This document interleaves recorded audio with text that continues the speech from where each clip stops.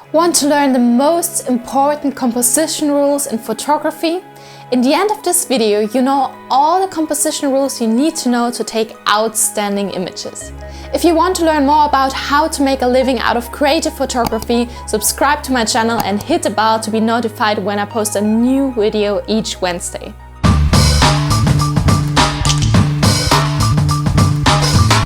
Hello there, welcome to the first video of my channel. My name is Amelie Satzger, I'm a photo artist and art director from Munich, and in the past 7 years of my photography journey, I developed my style big times to the stage that I got hired by big companies such as Apple and Adobe. So today I'm going to show you which composition rules you should know about and how they can help you to improve your photo style to attract your dream clients. So let's don't waste time and dive right into the first composition rule I want to show you, which is the rule of thirds. The rule of thirds basically means that if you divide your image into 3 equal parts, horizontally and vertically, the main subject should be on one of these lines. For example, in this image you can see that the girl in the foreground who looks into the mirror is on the first of the 2 vertical lines. This basically creates a more balanced feeling for the viewer and creates a more interesting image as the main character is not in the middle of the image but a little bit on the side. So let's move on to the second composition rule I want to talk to you about, which is symmetry. If you had a look at my images already, you would have seen that I use symmetry a lot in my images. I just love symmetry. And symmetry basically means if you divide your image in 2 equal halves and mirror the one half on the other side, it pretty much overlaps. Symmetry is really pleasing to the human eye and we generally look automatically around us searching for symmetry. But it also sometimes looks a little bit surreal. That's probably why I'm using it a lot in my images, as my images are pretty surreal anyways. But also symmetry can sometimes even look a little bit boring as it's the same on both halves. So my tip would be to have some little unsymmetric detail on one side of these 2. So for example, in this image you can see it looks pretty much symmetrical. But if you have a closer look, you see this little blue badge on the one chair, which is not on the other half. So it makes it a little bit unsymmetric. I love to put details in my images like this. Maybe you've already heard of the theory, which actually tells you which faces we find beautiful.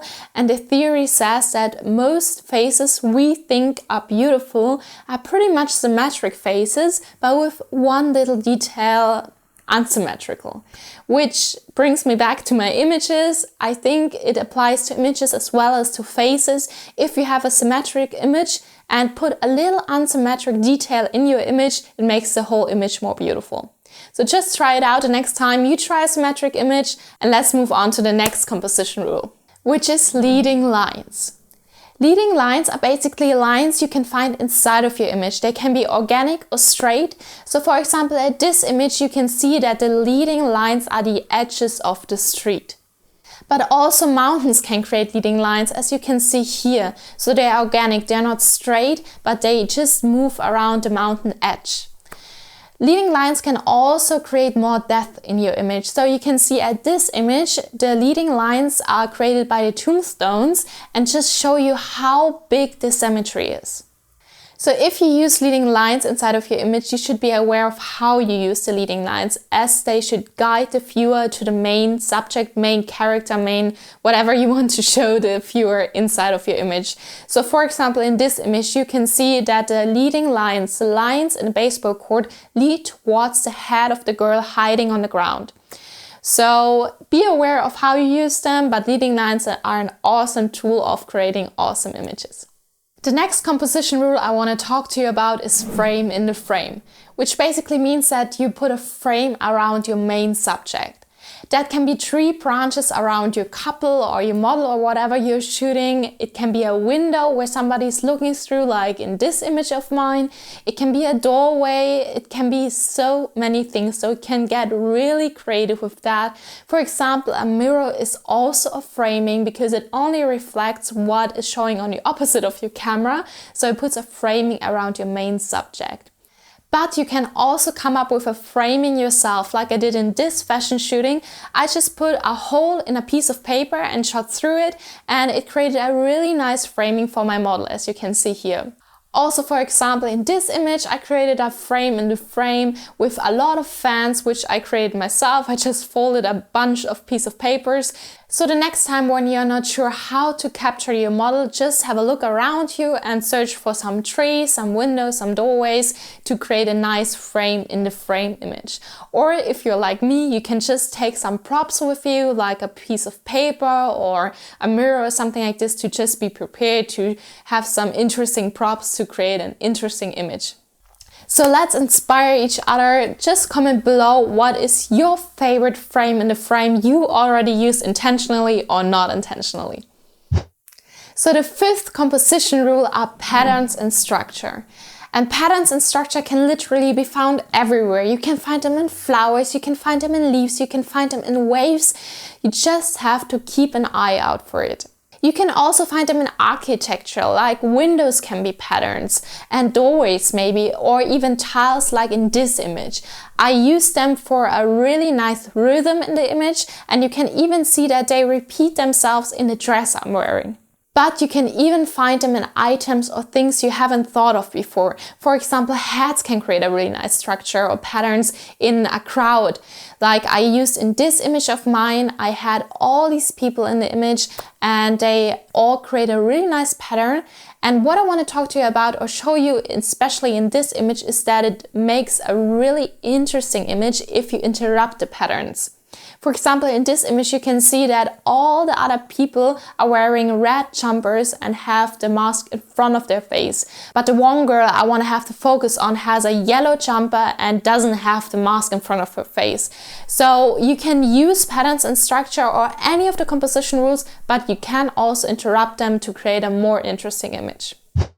One thing I also really want you to think about when you're creating images is how you balance your image. So for example, if you're applying the rule of third, you have one main subject on the one hand side of the image, for example on the right hand side, so you need something else, a secondary subject on the other hand, like on the other side of the image to equalize it, to balance the image. So for example, you can have a tree in the back of the image or some bird flying by or something else on the other side of the image to balance it. Or for example, if you have something heavy on the bottom of your image, on the bottom side of your image, like a huge mountain, really nice, you need something else on the other side of the image, like on the sky side, to create a really nice image, to balance the image. For example, it can be a cloud flying by or a bird or whatever, but something that equalizes and balances the image. Also, it's really important to realize how different your image feels like if you put the main subject at the bottom of your image or at the top of your image. If you put your main subject at the bottom of your image, it feels really heavy, like in this image. It feels like this person is really heavy, but also a little bit like it's sad.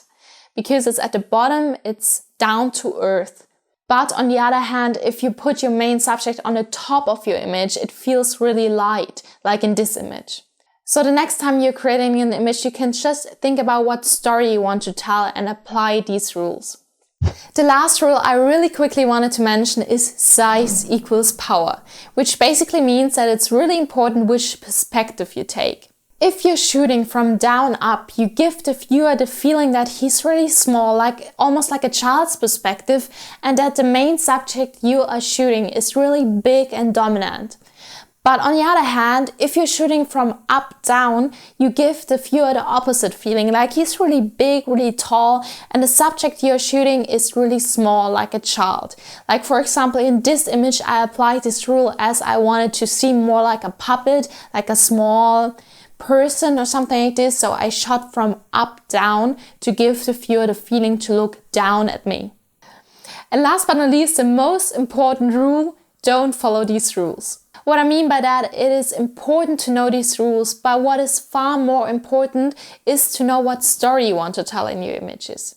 After all, the best photos are not the ones which strictly follow composition rules, but the ones which awake feelings and thoughts. So just think about what kind of story you want to tell in your images and choose the composition which fits to your story. And as I mentioned in a lot of my composition rules before, it's good to follow the rules until a certain point, but to break them to make your composition or your image more interesting. So just try them out, but break them whenever you need to. Now you know the most important composition rules, and it is on you to try them out the next time you're shooting. If you still feel uncomfortable shooting your images, or if you think your equipment is not good enough, I got something for you.